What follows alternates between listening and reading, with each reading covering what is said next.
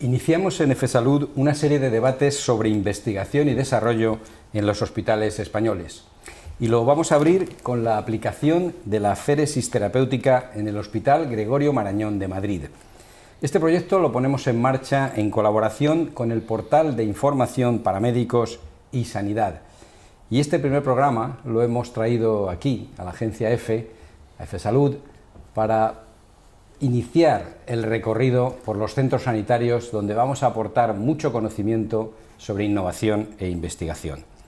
Empezamos hablando de aféresis y para ello tenemos con nosotros al doctor Fernando Anaya, es jefe de sección de nefrología del Hospital Gregorio Marañón. ¿Qué tal? Muy bien. También está con nosotros Luis de Haro, director de iSanidad. ¿Qué tal?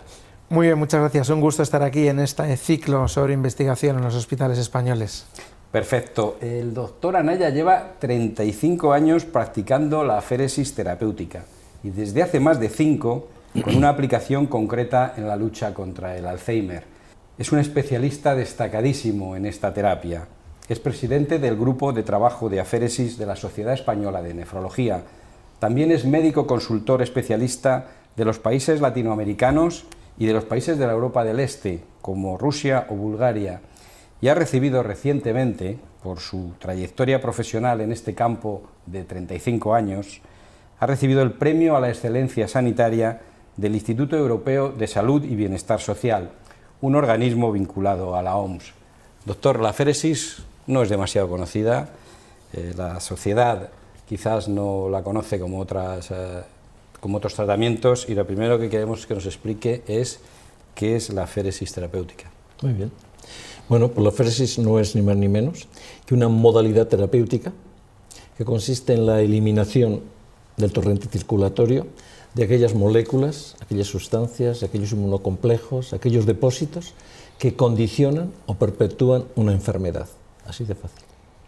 Cuando digo que es una modalidad terapéutica, normalmente tenemos dos modalidades, que es la farmacología y la cirugía, por lo cual, cuando terminamos la carrera, a todos los médicos en el mundo nos dan el título de licenciados en medicina y cirugía, que no es ni más ni menos las dos alternativas con las cuales se puede tratar o curar una enfermedad. La tercera es esta, que consiste de una forma más o menos selectiva poder eliminar cualquier sustancia que perpetúa, condiciona una enfermedad y que previamente el tratamiento convencional no ha logrado o no ha podido controlar o tratar. Entonces esto es lo que es la aféresis. Cuando uno habla de la historia y cuándo empieza la aféresis, ¿no? Pues la aféresis no es ni más ni menos que la primera modalidad que el ser humano empezó de una forma científica más o menos a plantearse, y estamos hablando de hace 2500 años, o muchos más años atrás, donde se consideró que los malos humores eran los condicionantes de la enfermedad. De ahí que Hipócrates, como todos los griegos, tenían un componente o una estructuración de la enfermedad que era un desequilibrio entre 4 elementos, llevando los 4 elementos del macrocosmos, que entonces eran pues, el viento, el aire, que era esto, el agua, el fuego y la tierra. Cuando había un desequilibrio entre estos 4 elementos, venían todas las catástrofes, las tormentas, etc. Hipócrates y los griegos dijeron, vamos a llevar el macro al micro y vamos a hacer que la enfermedad es un desequilibrio entre los 4 humores, entre la sangre, entre el plasma, entre la bilis negra y la bilis roja. De ahí que cuando hay una pelea existen los escalofríos, semejante al terremoto. Cuando existe un desequilibrio puede venir el fuego, que era la fiebre, o puede venir la muerte. Entonces a alguien se le ocurrió, ¿y si esos 4 elementos que están luchando no hiciéramos sangrías? Y ahí empezó la sangría.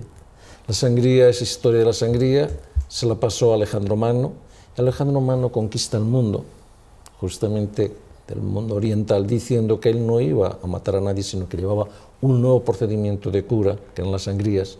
Termina toda aquella historia tal, y Galeno, que fue uno de los médicos de los gladiadores en Roma, le da tanta importancia a la sangre y a las sangrías que da la fuerza, y por eso se comenta que muchos gladiadores en plena lucha, cuando estaban allí en la arena, mucho público se lanzaba a la arena a chupar su sangre porque pensaba que le daba toda la fuerza. Y a partir de ahí pues empieza toda una historia entera, que hay que tener en cuenta que el primer libro que sale de la biblioteca de Wittenberg, la primera, es el libro de las sangrías. Nadie entendía una enfermedad sin unas sangrías, fue tan importante como fue la aspirina en el siglo XX o el paracetamol en el siglo XXI. De ahí que a lo largo del mundo entero las sangrías se realizaban en las barberías. Sigue todavía persistiendo ese cilindro azul, blanco y rojo, donde decían aquí se hacían sangrías. Y hasta hace nada, gracias al siglo XX, en donde se empieza a aparecer ya la farmacología, la microbiología fundamentalmente, y donde ve que las enfermedades no se condicionan por un desequilibrio de los malos humores, sino a veces la infección, si lo puede condicionar, etcétera, etcétera, y es donde estamos. Sin embargo, de una forma selectiva, actualmente, lo que aplicamos la féresis es para aquellas enfermedades que ya conociendo el inmunocomplejo, la sustancia, como digo, podemos eliminarlo de una forma más o menos selectivas. ¿Qué aplicaciones basadas en la evidencia está desarrollando con la féresis terapéutica? Pues actualmente todos los que hoy me dedicamos a la féresis nos guiamos la sociedad, por las guías de la Sociedad Americana de Aféresis, que pues a partir de los años 70, muchas veces cuando no sabías que realmente tenía un paciente, una enfermedad, vamos a ver qué pasa. Y del vamos a qué pasa se pasó del uso al abuso, y de ese uso al abuso hizo que la Sociedad Americana de Aféresis, que formó su sociedad, la ASFA, condicionara y pidiera qué enfermedades realmente eran eficaces o no. Y desde entonces, cada 3 años, la sociedad reúne al grupo multicéntrico de toda América y lo da categorías. Las categorías son a las que se guían. Categoría 1, donde no hay ninguna duda de que la féresis es clara y eficazmente eficaz, como tratamiento coadyuvante, nunca alternativo a los dos, ni a la cirugía ni a la farmacología. La categoría 2 es aquello que dice sí, pero les queda todavía pasar porque está controlada la sociedad americana, está controlada por la sociedad de seguro, la Medicare fundamentalmente, que la 1 la paga, la 2 a medias. La 3 es la que está empezando ensayos y que puede pasar a la 4 o puede pasar a la 1. La categoría 4 es donde se ha demostrado que no es eficaz y por lo tanto si usted quiere hacerlo es por su cuenta y riesgo. Y luego en Europa hemos puesto una 5ª categoría, que es la que utilizamos, que yo la llamo P. Entonces la P es aquellos tratamientos, aquellas indicaciones donde la ASFA no lo considera, pero tanto Europa como Japón sí lo consideramos como categorías. Algunas de las enfermedades son categoría 1 y por ahí es por donde nos movemos. Yo tengo la obligación, desde que empecé, cada 6 meses presentar la memoria de toda la actividad que hago a la administración de mi hospital, como no podía ser de otra forma, porque es la que se gasta el dinero, en qué indicaciones y en qué me gasto el dinero de las féresis. Y el 97% es categoría 1, por lo cual pues vas tranquilamente guiándote por lo de la ASFA, la Sociedad Americana. Doctor, ¿qué le indujo a relacionar la féresis con el Alzheimer? Es muy interesante la pregunta, porque cuando yo empecé con el problema de la dislipemia, que es la LDL-aféresis que se llama, cuya indicación es cuando el tratamiento convencional de las estatinas y tal, no logras controlar las cifras de colesterol, ya han tenido accidentes cardiovasculares 1, 2, 3 más, tengo pacientes que han tenido 10 infartos y llevan 16 stents colocados. Sin embargo, ¿entienden? Estos pacientes a los cuales los empiezo a tratar, me di cuenta, porque empecé justamente este tratamiento el día que se inauguró la AVE, hace 25 años. Al cabo de un tiempo de estar trabajando con ellos, hacía los balances y me encontré con una sorpresa de que al principio la cantidad de plasma en el filtrado de colesterol que me llevaba era el doble y el triple del que tenía el paciente antes de empezar. Entonces medí más o menos, me asustó un poco, pero según pasó el tiempo me di cuenta que según iban desapareciendo los antelasmas o los antomas, esas placas que hemos visto que tienen los pacientes con hipercolesterinemia, cuando esas placas cedían, el equilibrio entre lo que sacaba y lo que el paciente se llevaba, que viene a ser del colesterol total, en 2 horas se lleva un 60, un 70%. La otra fracción, la LPA, que es otra de las cosas que estoy haciendo y que es el único tratamiento que baja la LPA como factor de riesgo cardiovascular, la baja un 75%. Es decir, toda esta serie de cifras, pero a lo que voy, la pregunta que me ha hecho. ¿Por qué? Porque me di cuenta que los antelarmas y los automas desaparecían. Bien, hace aproximadamente 10 años, 9 años, uno se plantea si me puedo llevar o pueden desaparecer o puedo movilizar los depósitos de santelasmas, es decir, del colesterol, que están en los párpados o en el tendón de Aquiles o en los codos, y tienen el mismo peso molecular, esas sustancias, que la proteína amiloide, que es la que condiciona el Alzheimer. ¿Por qué no podríamos en este momento también estar movilizándome y llevándome o llevándonos parte de esa proteína amiloide que tenemos? Dándole vueltas durante mucho tiempo, planteé que estaba en esa idea y recogí los pacientes que habíamos hecho L-deleaféresis entre Japón, Alemania y conmigo, unos 23.000 pacientes con sesiones, en unos 2.000 pacientes con L-deleaféresis. La cosa más interesante, ni un solo paciente de estos había desarrollado Alzheimer a lo largo de todo el tiempo. Entonces eso me hizo seguir avanzando.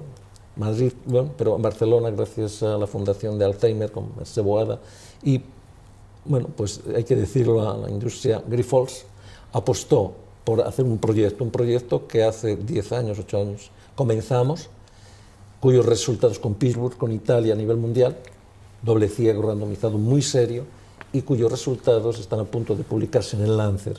Cuando terminó eso, comenzamos otro nuevo proyecto con menos volumen de plasma y que se llama AMBAR y que estamos a punto de finalizar. En el AMBAR tengo que decir que cuando estábamos trabajando, porque esto lo ha hecho la Sociedad Internacional de Neurología, en pleno, la mitad del ensayo, manda parar el ensayo, inspecciona el ensayo para saber si vamos por buen camino o no, ve los resultados y continúen. Y ahora, dentro de unos meses, terminará, lo cual los resultados se publicarán y a partir de ahí pues creo que ahora seguiremos avanzando. ¿Cómo se aplica la aféresis al Alzheimer? Pues no es ni más ni menos que es fácil. Es decir, el Alzheimer hay que entender que no es ni más ni menos que una enfermedad, la proteína amiloide, donde en el hipocampo, que es el sitio de comunicación entre donde se comunican es decir, todas nuestras emociones, sobre todo nuestros mensajes. Y hay que tener en cuenta que siempre lo he dicho, es que nosotros nacemos con 100.000 millones de neuronas. Digo la frase, 100.000 millones. Imagina un polígono industrial donde tenemos 100.000 millones de individuos cuando nacemos, pero que cada día fallecen de 50 a 60.000 y hasta 100.000 individuos, 100.000 neuronas mueren. Entonces uno se plantea siempre, ¿y dónde va todo ese detrito, toda esa porquería? Quizá no nos hemos dado cuenta porque el ser humano, la humanidad, hasta ahora hemos estado hasta los 60 o 65 años. Cuando ya lo hemos prolongado a los 80 o los 85 años, ves que podemos prolongar, es decir, controlar el cáncer, controlar la enfermedad cardiovascular, pero sin embargo el problema de arriba sigue más o menos lo mismo. ¿Qué tal te encuentras? La típica frase, está muy bien, la tensión la tiene controlada, todo fenomenal, pero tiene ya 70 y tantos años y ha perdido. Bueno, pues todo eso no es ni más ni menos que pienso el ensuciamiento del hipocampo. Si es sobre esa sustancia sucia que tiene el hipocampo de comunicación de ondas, caen unos palitos que la proteína amiloide, que ese es el Alzheimer, condiciona aún más el desarrollo de la enfermedad. Por eso la plasmaféresis es primero intentar lavar ese hipocampo con intercambios que hacemos y después al mismo tiempo llevarte esa proteína amiloide. Esa proteína amiloide, cuando empezamos el trabajo, había un problema. ¿Atraviesa o no atraviesa la barrera hematoencefálica? Se ha demostrado que sí la atraviesa. Por lo tanto, si la atraviesa, y dada que la proteína amiloide va pegada en el 99% a la albúmina, es fácil de ver. Yo cojo la barcaza, que es la albúmina, donde va metida la proteína amiloide, la quito del río, drago el río y meto albúmina nueva. Y por eso es lo que en este momento es el fundamento de la aféresis. Doctor, ¿cada cuánto tiempo se puede realizar el tratamiento? ¿A cuántas personas está tratando usted? El problema no es que en este momento estamos haciendo un tratamiento estándar, estamos dentro de un ensayo. Y como estamos dentro de un ensayo hay que ser muy, muy prudente, sobre todo en esta enfermedad del Alzheimer, donde está afectando a muchas, por ejemplo en España casi hay 1,5 millones de personas. Entonces tenemos que tener muy claro el mensaje.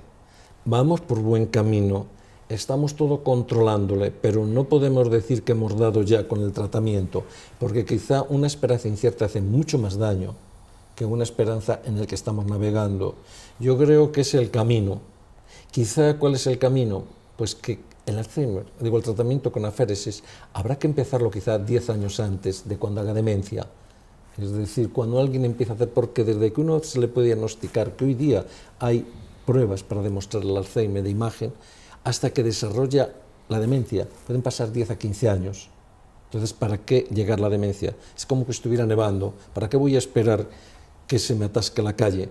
Antes de que eso, vamos a evitarlo. ¿En qué hospitales se puede realizar el tratamiento de la aféresis?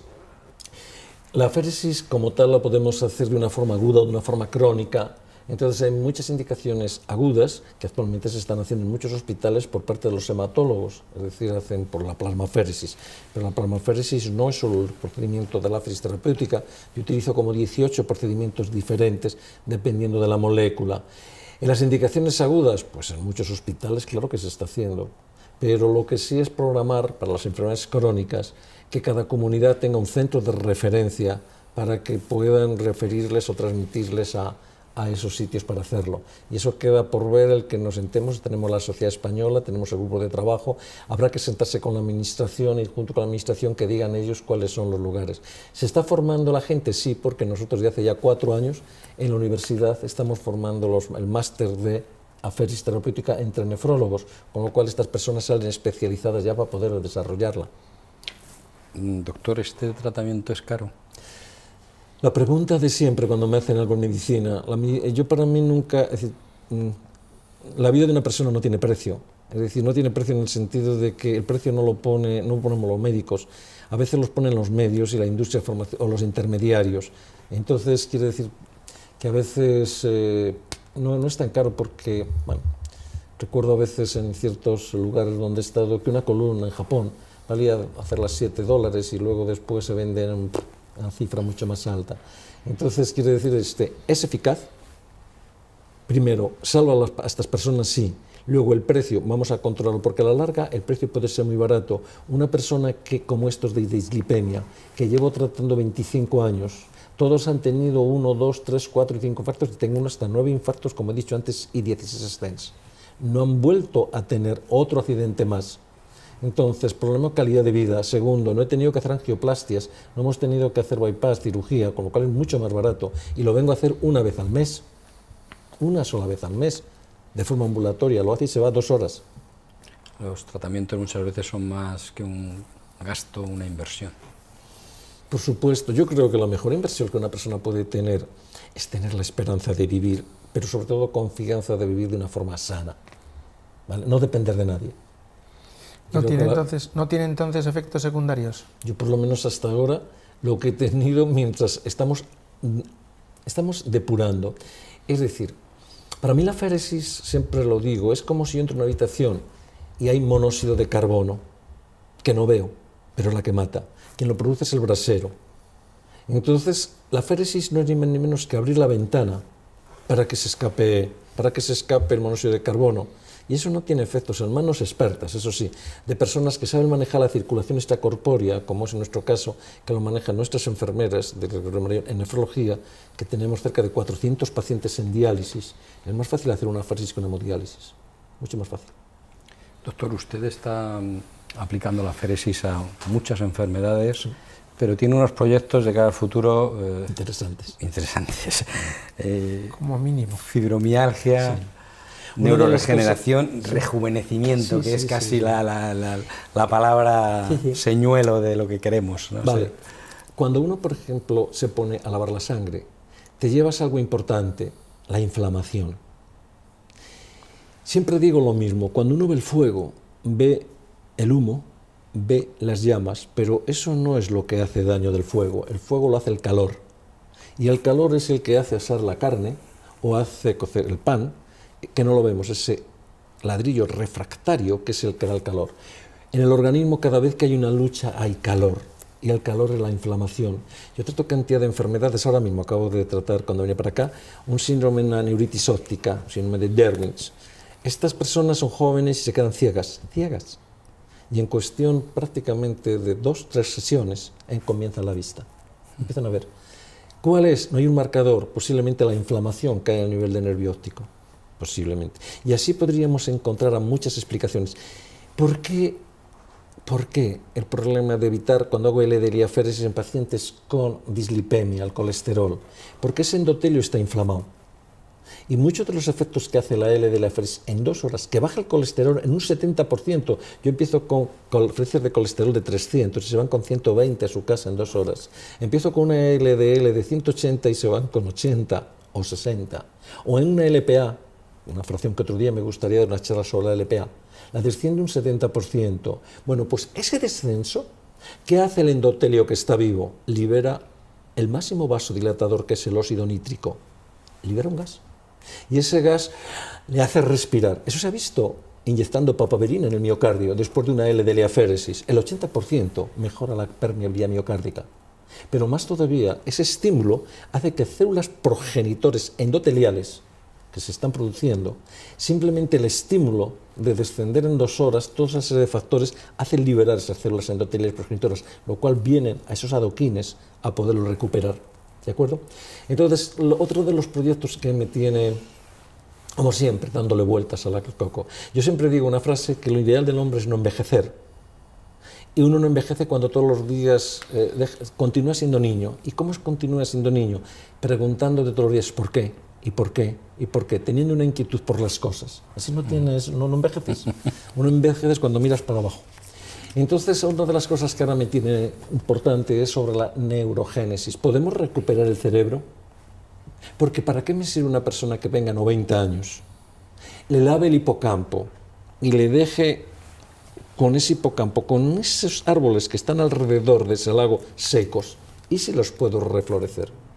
Pues gracias a los trabajos de Rita Levi-Parmaccini, que es para mí una de las personas más, que describió ni más ni menos las células progenitoras de los endoteliales y el factor de crecimiento endotelial, digo de esto neuronal, donde se pudo comprobar que sí podría haber resíntesis. Entonces ahora lo que estamos haciendo, lo que se hizo ya, lo comento porque eso fue lo que me hizo llevar a lo que estoy haciendo, con ratones.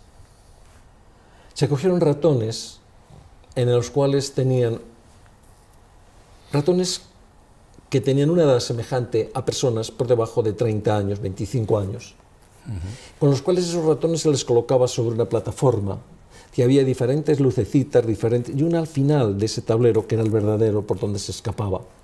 Los ratones jóvenes en una semana aprendían cuál era el verdadero y pasaban de las luces. Se acogieron ratones que tenían una edad semejante de 65 a 70 años en el ser humano. Se les colocaba sobre esa plataforma y se veía ¿qué? Pues se veía que estos ratones estaban perdidos, dándose contra las luces. Nunca sabían cuál era el verdadero. Y estos ratones se les hizo siameses. Se les dejó pasar el plasma del ratón joven al viejo y otro del viejo al joven. Al cabo de 15 días se observó lo siguiente. Al ratón viejo, que había recibido el plasma del joven, se le colocaba sobre la plataforma y en poco tiempo sabía perfectamente dónde estaba el agujerito para escaparse. Pasaba donde él previamente estaba perdido, ya sabía. Sin embargo, el joven, cuando recibía el plasma del viejo, estaba perdido, se comportaba como el viejo. Se les hizo autopsia, se fue al hipocampo y se vio que aquellos ratones jóvenes que habían recibido el plasma del viejo, parte del hipocampo, de las células del hipocampo se secaban, se atrofiaban. Sin embargo, era espectacular cómo las células del hipocampo del viejo, el ratón viejo, cuando recibía el plasma del joven, volvían a regenerar. Entonces lo que hice eso fue llevarlo al ser. Y desde hace un año, en 2 pacientes, lo que vengo a hacer, que previamente había estado un año entero haciéndole plasmaféresis con intercambio de albúmina, cambié la albúmina, el intercambio con plasma de donantes por debajo de 25 años, donantes del banco de sangre de 25 años. Y así llevo un año. Y entonces, pues uno tiene que ver cómo ha evolucionado, porque uno de ellos es una persona conocida y que me gustaría que un día lo conocieras. Entonces estamos hablando de algo, son los pacientes, estamos hablando de algo muy, muy, muy importante. Hemos aislado esas citoquinas. Lo que hace crecer esos son 6 citoquinas nada más. Entonces mi idea sería, si eso fuera verdad, poder, cuando una persona tiene de 20 a 25 años, sacar su sangre, aislar sus citoquinas, leofilizarlas, y cuando ya el coco esté un poco vacío, limpiarle con plasmaféresis y administrarle sus propias citoquinas, el abono, para de nuevo volver los árboles a florecer. Con lo cual llegaríamos a los 120 años, pero teniendo justamente, es decir, la mentalidad más atrás. Y con nuestra propia, con los recursos de nuestro propio organismo. Por lo tanto, no habría ni la industria y no habría medicina de ricos ni de pobres. Cualquiera lleva su propio citoquinas en esto. ¿Qué ocurriría? Que a partir de los 60 o 70 años, antes de que ya llegara a aparecer los árboles como en el otoño, ¿por qué tengo que llegar al invierno? Antes de que llegue al otoño, he hecho el abono. Y eso creo que lo podemos conseguir. Esa es una de las cosas que ya lo tengo, bueno, porque llevo trabajando ya año y medio con ello. Y el otro tema que lo terminamos el viernes también, la mente, también mi teoría sobre la fibromialgia. Me preocupa la gente que tiene dolor, me preocupa la gente que no es feliz, una palabra. La felicidad, hay 2 factores por los cuales la felicidad se va al aire. Uno es el dolor físico. No se puede ser feliz con dolor físico. Y el otro es el aburrimiento. Pero la féresis es el aburrimiento hoy por hoy. No el aburrimiento no se puede tratar. La féresis no puede tratar el aburrimiento. Pero sí puedo tratar, por ejemplo, perfectamente lo que es el otro. Entonces hay que transmitir ilusión, hay que transmitir años, hay que transmitir esperanza. Y podemos indudablemente transmitir la esperanza. El tema que me preocupa, como digo, de la fibromialgia, y termino ya. La fibromialgia es una enfermedad que hace poco también me cayó en terrible, porque cuando me dieron lo del premio estaba la presidenta de la Sociedad de Fibromialgia, se me comentó con todo su dolor, ¿podemos hacer algo por ello? Entonces la pregunta, para mí me gustan los retos, ¿cómo que no puedo? ¿Cómo que no puedo? Quizá porque sea del norte y me gusta el cómo que no puedo. Entonces a partir de ahí vamos a meternos lo que es la fibromialgia. Dije que vinieron a verme, que quería hablar pues en contacto con los reumatólogos y tal. Y para mí la fibromialgia, mi teoría, es un paciente que está intoxicado. Y está intoxicado posiblemente de origen intestinal. ¿Por qué? Porque parte de las uniones, de todas las vellosidades intestinales, a veces se abren con la enfermedad celíaca y otras veces a nivel hormonal pueden abrirse.